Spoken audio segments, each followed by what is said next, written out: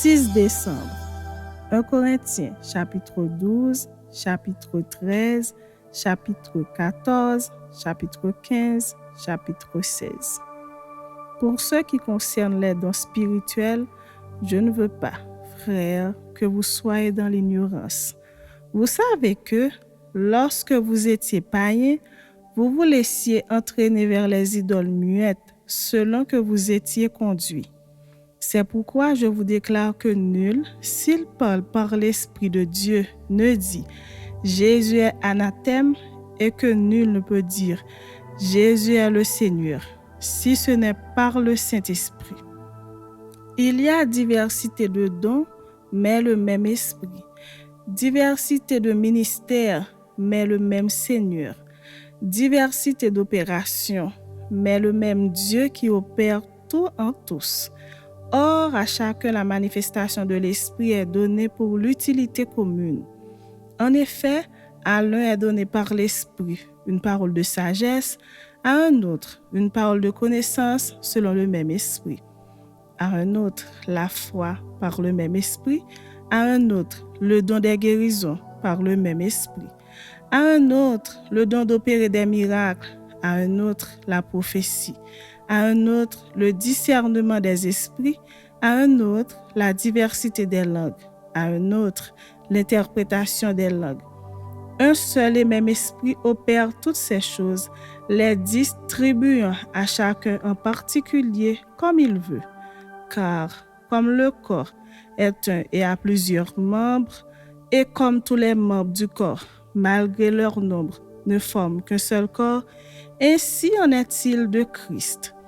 Nous avons tous en effet été baptisés dans un seul esprit pour former un seul corps, soit juif, soit grec, soit esclave, soit libre, et nous avons tous été abreuvés d'un seul esprit. Ainsi, le corps n'est pas un seul membre, mais il est formé de plusieurs membres. Si le pied disait « Parce que je ne suis pas une main, je ne suis pas du corps, ne serait-il pas du corps pour cela ?» Et si l'oreille disait « Parce que je ne suis pas un œil, je ne suis pas du corps, ne serait-elle pas du corps pour cela ?» Si tout le corps était œil, où serait lui?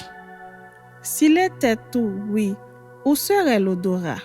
Maintenant, Dieu a placé chacun des membres dans le corps comme il l'a voulu. Si tous étaient un seul membre, où serait le corps? Maintenant donc, il y a plusieurs membres et un seul corps. L'œil ne peut pas dire à la main, je n'ai pas besoin de toi, ni la tête dire aux pieds, je n'ai pas besoin de vous.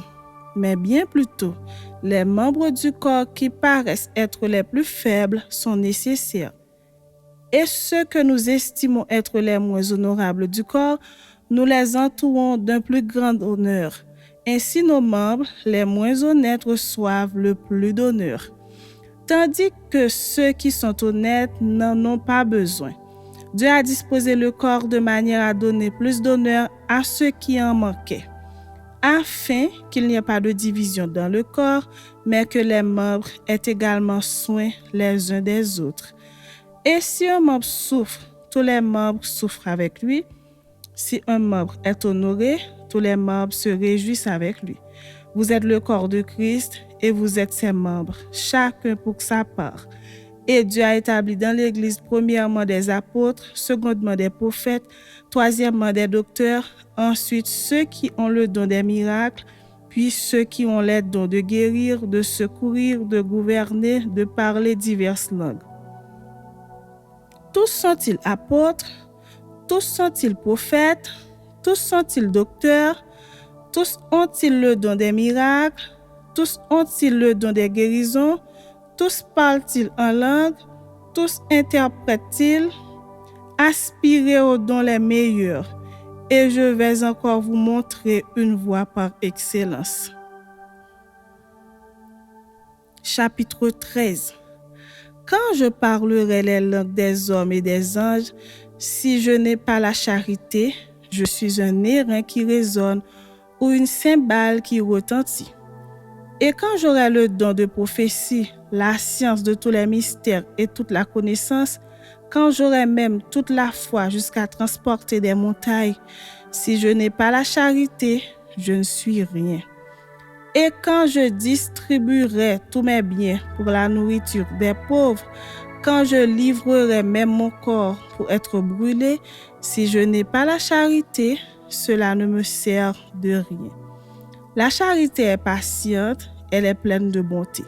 La charité n'est point envieuse, la charité ne se vante point, elle ne s'enfle point d'orgueil, elle ne fait rien de malhonnête, elle ne cherche point son intérêt, elle ne s'irrite point, elle ne soupçonne point le mal, elle ne se réjouit point de l'injustice, mais elle se réjouit de la vérité.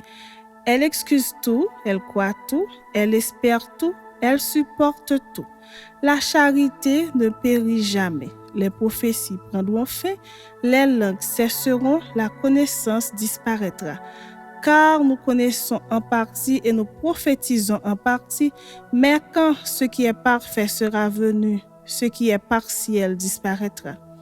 Lorsque j'étais enfant, je parlais comme un enfant, je pensais comme un enfant, je raisonnais comme un enfant. Lorsque je suis devenu homme, j'ai fait disparaître ce qui était de l'enfant. Aujourd'hui, nous voyons au moyen d'un miroir d'une manière obscure, mais alors nous verrons face à face. Aujourd'hui, je connais en partie, mais alors je connaîtrai comme j'ai été connu. Maintenant donc, ces trois choses demeurent, la foi, l'espérance, la charité. Mais la plus grande de ces choses, c'est la charité. Chapitre 14. Recherchez la charité. Aspirez aussi aux dons spirituels, mais surtout à celui de prophétie. En effet, celui qui parle en langue ne parle pas aux hommes, mais à Dieu, car personne ne le comprend, et c'est en esprit qu'il dit des mystères. Celui qui prophétise, au contraire, parle aux hommes, les édifie, les exhorte, les console. Celui qui parle en langue s'édifie lui-même. Celui qui prophétise édifie l'Église. Je désire que vous parliez tous en langue, mais encore plus que vous prophétisiez. Celui qui prophétise est plus grand que celui qui parle en langue, à moins que ce dernier n'interprète pour que l'Église en reçoive de l'édification. Et maintenant, frères, de quelle utilité vous serais-je si je venais à vous parlant en langue? Et si je ne vous parlais pas par révélation, ou par connaissance, ou par prophétie, ou par doctrine?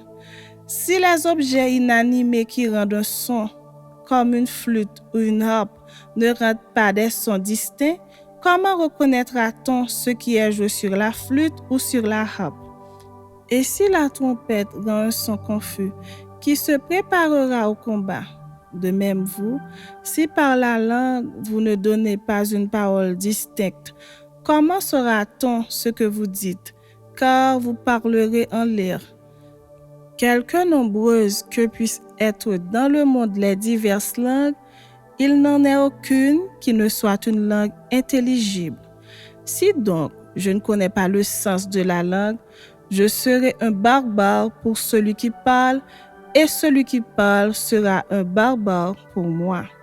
De même vous, puisque vous aspirez aux dons spirituels, que ce soit pour l'édification de l'Église que vous cherchez à en posséder abondamment, c'est pourquoi que celui qui parle en langue prie pour avoir le don d'interpréter.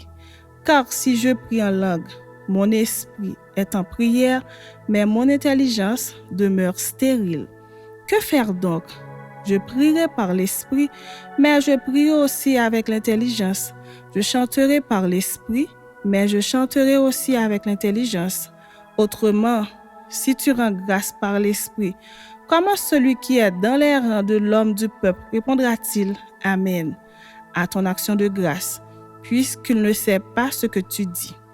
Tu rends, il est vrai, d'excellentes actions de grâce, mais l'autre n'est pas édifié. Je rends grâce à Dieu de ce que je parle en langue plus que vous tous. Mais dans l'Église, j'aime mieux dire 5 paroles avec mon intelligence afin d'instruire aussi les autres que 10 000 paroles en langue. Frères, ne soyez pas des enfants sous le rapport du jugement, mais pour la malice, soyez enfants, et à l'égard du jugement, soyez des hommes faits. Il est écrit dans la loi, c'est par des hommes d'une autre langue et par des lèvres d'étrangers que je parlerai à ce peuple. Et ils ne m'écouteront pas même ici, dit le Seigneur. Par conséquent, les langues sont un signe, non pour les croyants, mais pour les non-croyants. La prophétie, au contraire, est un signe, non pour les non-croyants, mais pour les croyants. Si donc, dans une assemblée de l'Église entière, tous parlent en langue, et qu'il survienne des hommes du peuple ou des non-croyants, ne diront-ils pas que vous êtes fous? Mais si tous prophétisent et qu'il survienne quelques non-croyants ou un homme du peuple, il est convaincu par tous, il est jugé par tous. Les secrets de son cœur sont dévoilés de telle sorte que, tombant sur sa face, il adorera Dieu et publiera que Dieu est réellement au milieu de vous. Que faire donc, frères, lorsque vous vous assemblez, les uns ou les autres, parmi vous ont-ils un cantique, une instruction, une révélation, une langue, une interprétation, que tout se fasse pour l'édification. En est-il qui parle en langue, que 2 ou 3 au plus parlent, chacun à son tour, et que quelqu'un interprète. S'il n'y a point d'interprète, qu'on se taise dans l'Église et qu'on parle à soi-même et à Dieu. Pour ceux qui est des prophètes, que 2 ou 3 parlent et que les autres jugent. Et si un autre qui est assis a une révélation, que le premier se taise. Car vous pouvez tous prophétiser successivement afin que tous soient instruits et que tous soient exhortés. Les esprits des prophètes sont soumis aux prophètes.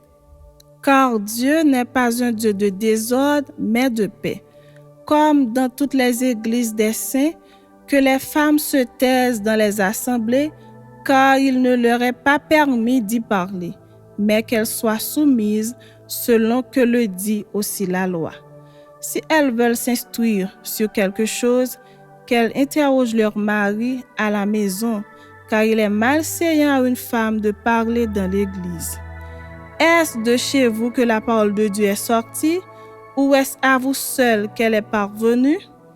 Si quelqu'un croit être prophète ou inspiré, qu'il reconnaisse que ce que je vous ai écrit est un commandement du Seigneur.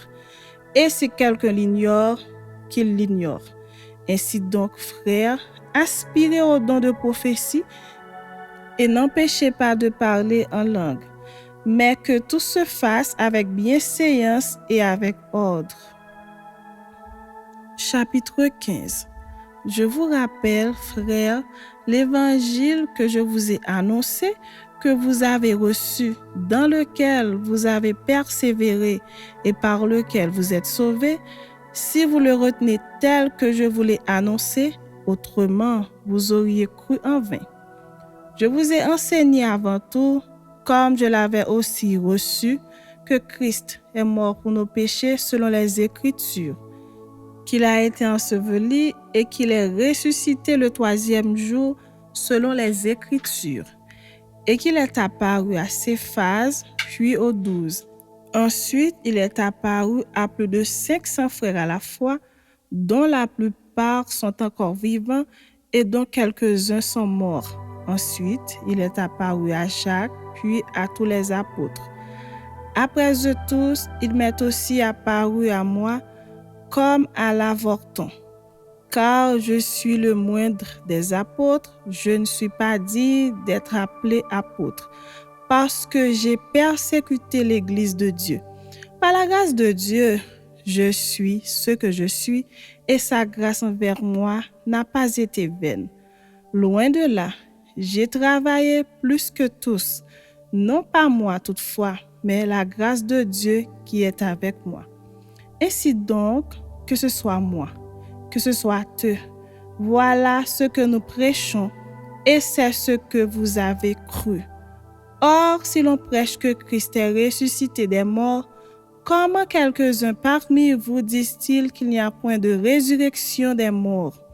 S'il n'y a point de résurrection des morts, Christ non plus n'est pas ressuscité.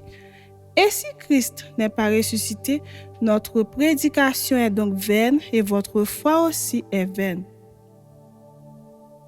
Il se trouve même que nous sommes de faux témoins à l'égard de Dieu, puisque nous avons témoigné contre Dieu qu'il a ressuscité Christ, tandis qu'il ne l'aurait pas ressuscité si les morts ne ressuscitent point.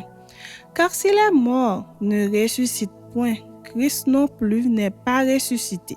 Et si Christ n'est pas ressuscité, votre foi est vaine, vous êtes encore dans vos péchés, et par conséquent aussi ceux qui sont morts en Christ sont perdus. Si c'est dans cette vie seulement que nous espérons en Christ, nous sommes les plus malheureux de tous les hommes. Mais maintenant, Christ est ressuscité des morts, il est la prémisse de ceux qui sont morts. Car, puisque la mort est venue par un homme, c'est aussi par un homme qu'est venue la résurrection des morts. Et comme tous meurent en Adam, de même aussi tous revivront en Christ. Mais chacun en son rang, Christ comme prémisse, puis ceux qui appartiennent à Christ lors de son avènement. Ensuite viendra la fin, quand il remettra le royaume à celui qui est Dieu et Père, après avoir détruit toute domination, toute autorité et toute puissance. Car il faut qu'il règne jusqu'à ce qu'il ait mis tous les ennemis sous ses pieds. Le dernier ennemi qui sera détruit, c'est la mort. Dieu, en effet, a tout mis sous ses pieds. Mais lorsqu'il dit que tout lui a été soumis, il est évident que celui qui lui a soumis toutes choses est excepté. Et lorsque toutes choses lui ont été soumises, alors le Fils lui-même sera soumis à celui qui lui a soumis toutes choses, afin que Dieu soit tout en tout. Autrement, que feraient ceux qui se font baptiser pour les morts? Si les morts ne ressuscitent absolument pas, pourquoi se font-ils baptiser pour eux? Et nous, pourquoi sommes-nous à toute heure en péril? Chaque jour, je suis exposé à la mort. Je l'atteste, frères, par la gloire dont vous êtes pour moi le sujet en Jésus-Christ, notre Seigneur. Si c'est dans des vues humaines que j'ai combattu contre les bêtes à Éphèse, quel avantage m'en revient-il? Si les morts ne ressuscitent pas, mangeons et buvons, car demain nous mourrons. Ne vous y trompez pas, les mauvaises compagnies corrompent les bonnes mœurs. Revenez à vous-même comme il est convenable et ne péchez point, car quelques-uns ne connaissent pas Dieu, je le dis à votre honte. Mais quelqu'un dira, comment les morts ressuscitent-ils et avec quel corps reviennent-ils? Insensé, ce que tu sèmes ne reprend point vie s'il ne meurt. Et ce que tu sèmes, ce n'est pas le corps qui naîtra, c'est un simple grain de blé peut-être, ou de quelque autre semence. Puis Dieu lui donne un corps comme il lui plaît, et à chaque semence, il donne un corps qui lui est propre. Toute chair n'est pas la même chair, mais autre est la chair des hommes, autre celle des quadrupèdes, autre celle des oiseaux, autre celle des poissons. Il y a aussi des corps célestes et des corps terrestres, mais autre est l'éclat des corps célestes, autre celui des corps terrestres. Autre est l'éclat du soleil, autre l'éclat de la lune et autre l'éclat des étoiles. Même une étoile diffère en éclat d'une autre étoile. Ainsi en est-il de la résurrection des morts. Le corps est semé corruptible, il ressuscite incorruptible. Il est semé méprisable, il ressuscite glorieux. Il est semé infirme, il ressuscite plein de force. Il est semé corps animal, il ressuscite corps spirituel. S'il y a un corps animal, il y a aussi un corps spirituel. C'est pourquoi il est écrit, le premier homme, Adam, devint une âme vivante. Le dernier, Adam, est devenu un esprit vivifiant. Mais ce qui est spirituel n'est pas le premier, c'est ce qui est animal. Ce qui est spirituel vient ensuite. Le premier homme tiré de la terre est terrestre. Le second homme est du ciel. Tel est le terrestre, tels sont aussi les terrestres. Et tel est le céleste, tels sont aussi les célestes. Et de même que nous avons porté l'image du terrestre, nous porterons aussi l'image du céleste. Ce que je dis, frères, c'est que la chair et le sang ne peuvent hériter le royaume de Dieu et que la corruption n'hérite pas l'incorruptibilité. Voici, je vous dis un mystère. Nous ne mourrons pas tous, mais tous nous serons changés en un instant, en un clin d'œil, à la dernière trompette. La trompette sonnera et les morts ressusciteront incorruptibles et nous serons changés. Car il faut que ce corps corruptible revête l'incorruptibilité et que ce corps mortel revête l'immortalité. Lorsque ce corps corruptible aura revêtu l'incorruptibilité et que ce corps mortel aura revêtu l'immortalité, alors s'accomplira la parole qui est écrite. La mort a été engloutie dans la victoire. Ô mort, où est ta victoire? Ô mort, où est ton aiguillon? L'aiguillon de la mort, c'est le péché, et la puissance du péché, c'est la loi. Mais grâce soit rendue à Dieu, qui nous donne la victoire par notre Seigneur Jésus-Christ. Ainsi, mes frères bien-aimés, soyez fermes, inébranlables, travaillant de mieux en mieux à l'œuvre du Seigneur, sachant que votre travail ne sera pas vain dans le Seigneur. Chapitre 16. Pour ce qui concerne la collecte en faveur des saints, agissez, vous aussi, comme je l'ai ordonné aux églises de la Galatie. Que chacun de vous, le premier jour de la semaine, mette à part chez lui ce qu'il pourra, selon sa prospérité, afin qu'on n'attende pas mon arrivée pour recueillir les dons. Et quand je serai venu, j'enverrai avec des lettres pour porter vos libéralités à Jérusalem les personnes que vous aurez approuvées. Si la chose mérite que j'y aille moi-même, elles feront le voyage avec moi. J'irai chez vous quand j'aurai traversé la Macédoine, car je traverserai la Macédoine. Peut-être séjournerai-je auprès de vous, ou même y passerai-je l'hiver, afin que vous m'accompagniez là où je me rendrai. Je ne veux pas cette fois vous voir en passant, mais j'espère demeurer quelques